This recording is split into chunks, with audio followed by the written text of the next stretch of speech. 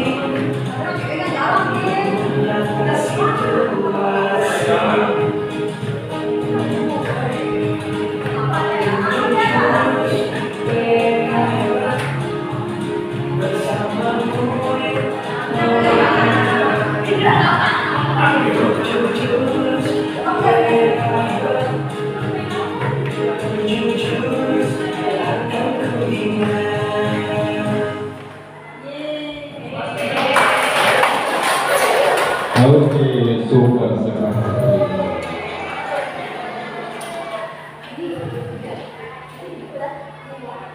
Baik, sebelum saya mensosialisasikan jurus pertama yaitu penilai potensi, saya sudah mengirim link di grup yang tadi untuk mengetahui tes mampuan. Boleh Bapak Ibu dan Guru, teman-teman dibuka link terlebih dahulu. Bapak dan Ibu Guru bisa mengisinya langsung untuk mengetahui hasil tes dari tes kemampuan tersebut, apa hasilnya, sehingga Bapak dan Ibu mengetahui tentang kemampuan yang dimiliki. Ya.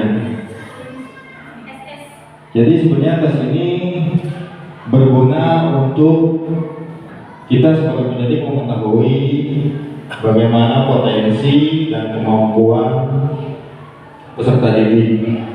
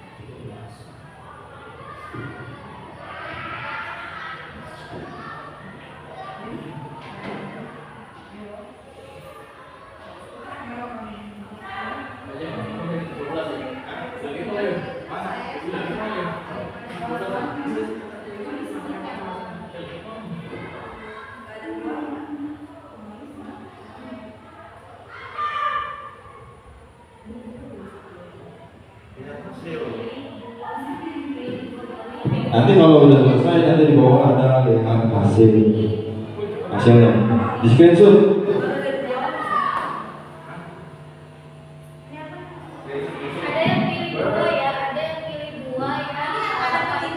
Ada yang centang satu, ada yang pilihan centang dua, bisa centang dua-duanya.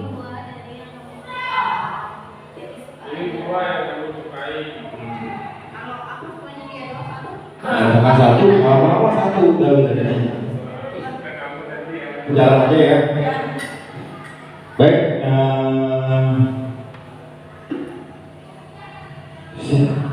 Apakah sudah ada yang selesai? Pak Robi sudah selesai Pak Robi? Apa hasilnya Pak?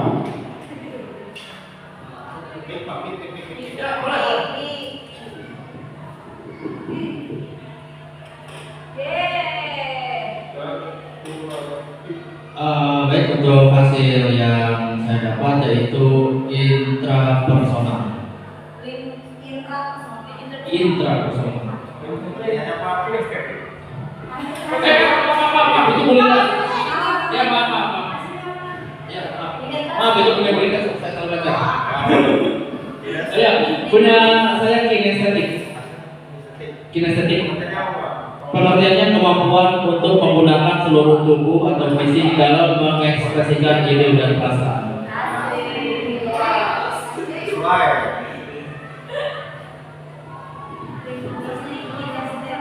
Mungkin selain kinestetik ada yang lain interpersonal.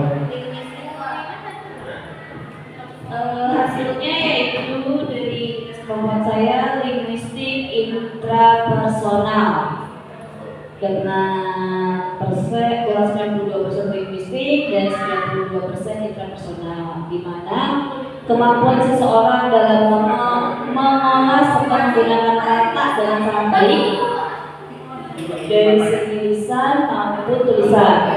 Kecerdasan yang terletak pada diri seseorang yang ditandai dengan kemampuan untuk memahami diri sendiri dan bertindak berdasarkan pemahaman tersebut. Itu hasil pendapat saya, Pak.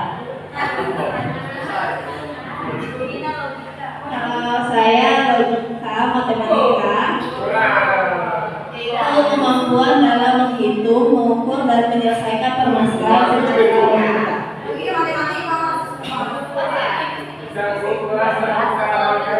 Bisa.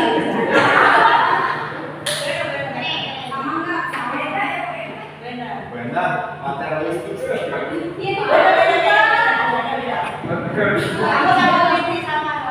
Hasil saya yaitu intrapersonal naturalistik. Kecerdasan yang terletak pada diri seseorang yang ditandai dengan kemampuan untuk memahami diri sendiri dan bertindak berdasarkan pemahaman tersebut. Kemampuan untuk mengenali, membedakan antara makhluk hidup, tumbuhan, hewan, serta kepekaan memahami orang.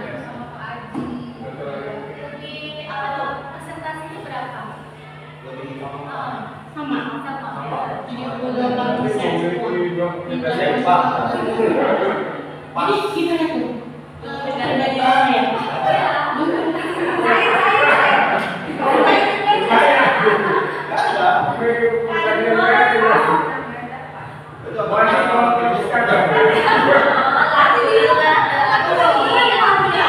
Karena otak kirinya bekerja sama.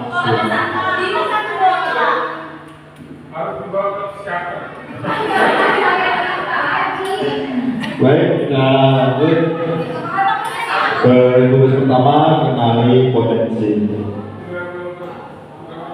Sebelum kita lebih jauh membahas potensi, apa sih potensi tersebut? Pengertiannya?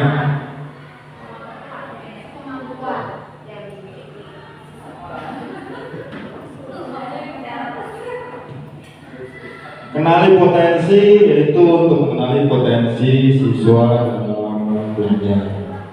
Oke. Selamat datang para pendekar. Sekarang kalian tiba di Padepokan Telaga Air. Di sini kalian akan lebih mengenal diri untuk mengoptimalkan cara berpikir, merasakan potensi diri yang mengalir, mengoptimalkan energi baik semakin hadir. Selamat melanjutkan perjalanan pertama. Hati-hati tergelincir.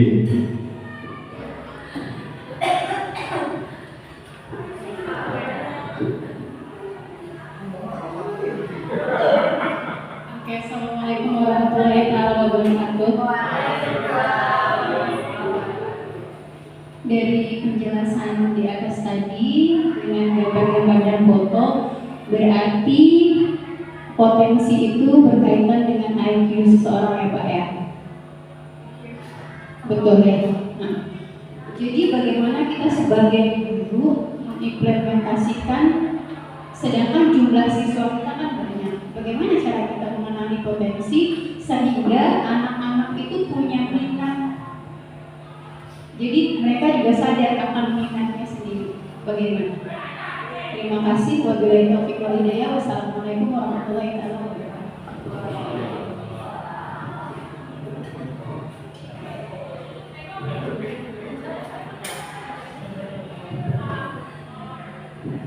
Baik, saya menjawab, mudah-mudahan nggak salah. Memang dinamika Bu ya, namanya kita sebagai pendidik dengan keadaan pendidik juga seadanya, dengan jumlah siswa sekian ratus, begitu banyak problematika yang kita hadapi dalam terutama sekarang anak-anak ini susah banget terkontrolnya. Mungkin kalau menurut saya salah satu untuk mendorong si anak ini supaya muncul minatnya dalam mengetahui gaya belajarnya Bu, bisa dilakukan sampling melalui tes berikut yang tersebut tadi Bu. Salah satunya, karena kalau kita mengukur pakai asesmen yang lain, angket itu kayaknya lama, alur prosesnya juga berlarut-larut itu yang nggak cukup sehari atau 2 hari, itu berminggu-minggu. Tapi kalau pakai aplikasi yang tadi si Aku Pintar itu Bu, ketika kita sudah ngerjain, kita tahu hasilnya. Jadi kita bisa memberi arahan kepada anak tersebut. Kamu ini begini, kinestetik ini begini loh arahannya, gitu loh. Jadi jangan dipaksa Bu. Ketika si anak itu misalnya dia kinestetik, tapi dipaksa untuk memenuhi yang lainnya, kayak misalkan interpersonal, belum tentu orang melukis pintar nyanyi, tapi kan yang nyanyi mungkin bisa melukis walaupun nggak bagus lukisannya. Artinya seperti itu ya, kurang lebih. Mungkin dari Boji mau ditambahin? Oke. Terima kasih atas pertanyaannya Bu Linda. Menurut saya bagaimana caranya untuk mengetahui potensi siswa ya? Di awal mungkin nanti program BK selanjutnya seharusnya diadakan tes gaya belajar, tes kemampuan intelijensi seperti ini. Nanti siswa itu akan tahu kemana minatnya, misalnya dari segi ekskulnya. Kemarin saya sudah mengadakan dan beberapa tahun yang lalu juga saya sudah mengaplikasikan mengenai tes ini. Untuk kelas 9A sebenarnya itu sudah, untuk kelas 8 yang sekarang sama kelas 7 itu belum. Nanti bisa hasilnya kita share ya Pak ya, kita share di grup, nanti guru mapel dan guru walas bisa mengetahui lebih kemana arah siswa kita gitu. itu akan lebih enak. Kalau misalnya kemampuannya linguistik, tapi Budina harus nilai matematikanya 90. Nah, kita lihat dulu kemampuannya, karena semua siswa itu tidak ada yang bodoh. Ya. Semua siswa itu tidak ada yang bodoh, semuanya memiliki kemampuan kecerdasannya masing-masing. Ya. Hanya kita sebagai guru belum menemukan cara yang tepat untuk siswa agar memahami pelajaran tersebut. Seperti itu. Tuh, ya. Sebenarnya sih bukan kurang tepat, tapi kalau di awal ketika nanti kita mulai berusaha tersebut belum diapa-apain juga kitanya udah emosi dulu anak-anak, karena anak-anak sekarang itu macam-macam beragam dan variatif permasalahannya. Apalagi dengan kelas padat kita, jadi untuk ngontrol keseluruhan itu susah, sehingga untuk melihat bibit-bibit yang punya potensi-potensi itu sulit. Mungkin nanti kalau misalkan program akan benar-benar diterapkan, ya insya Allah kita bisa setidaknya mesisir, apalagi nanti kita di SPB biasanya ya, ketika penerimaan siswa baru kan ada kelas lapis, bisa digunakan nanti.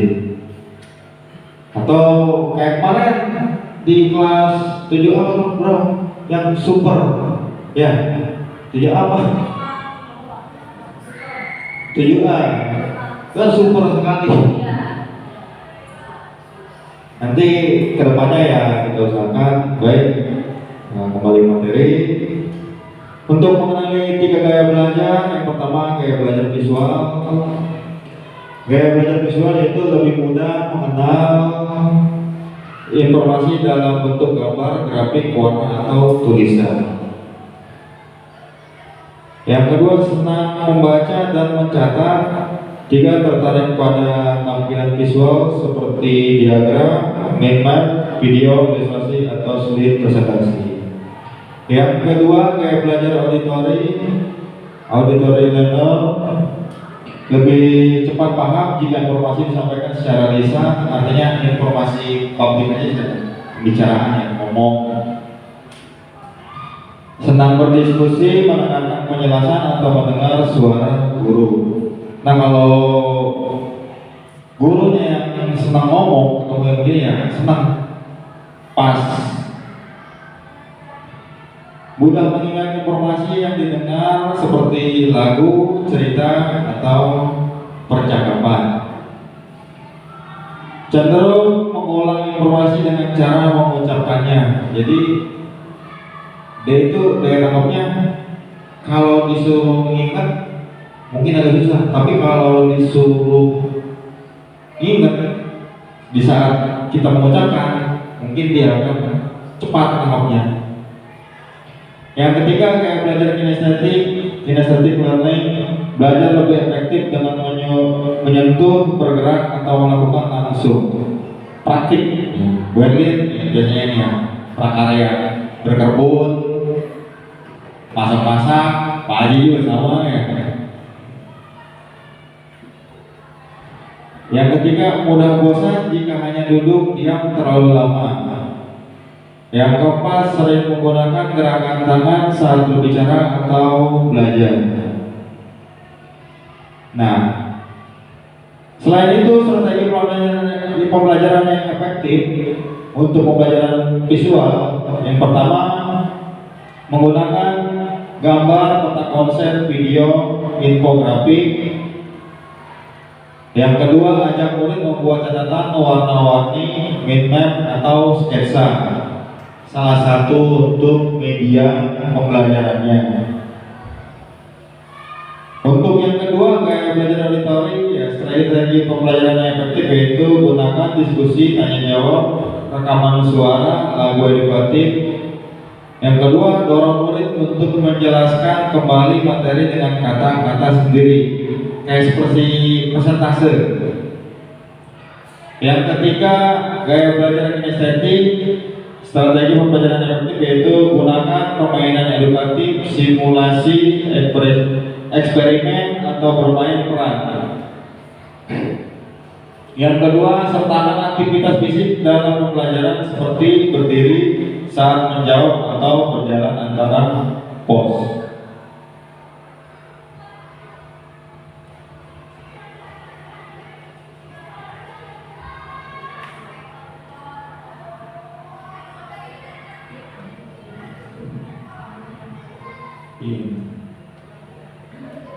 Mengenali potensi karir masa depannya ini pasnya sebenarnya di kelas 9, karena anak kelas 9 harusnya dibimbing atau diberi penyuluhan untuk ke karir berikutnya. Kan di kelas 9 itu kebanyakan anak masih labil-labilnya, ketika mau masuk ke sekolah yang itu kebanyakan rata-rata malah ngikut teman, bukan sesuai dengan kemampuan. Padahal dia punya kemampuan untuk masuk ke SMK atau di bidang otomotif, tapi ketika teman dekatnya yang masuk ke SMA, mandiri atau yang lainnya, dia ngikut temannya.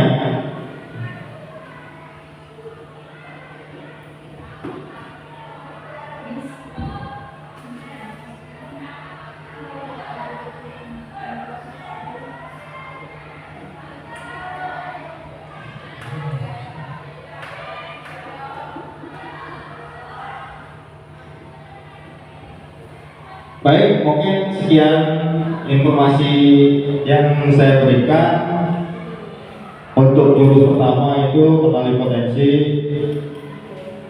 Jadi sebenarnya untuk jurus pertama ini, kenali potensi tersebut ini bukan hanya dipakai untuk guru BK saja, tapi termasuk guru mapel serta guru kelas di SD. Karena bapak dan ibu yang sering masuk ke dalam kelas yang lebih tahu tentang keadaan siswa, lebih tahu bagaimana perilaku siswa, jadi lebih mudah untuk mendorong siswa tersebut agar lebih berkembang. Mungkin itu saja yang bisa saya paparkan. Cukup sekian, terima kasih. Wassalamualaikum warahmatullahi wabarakatuh.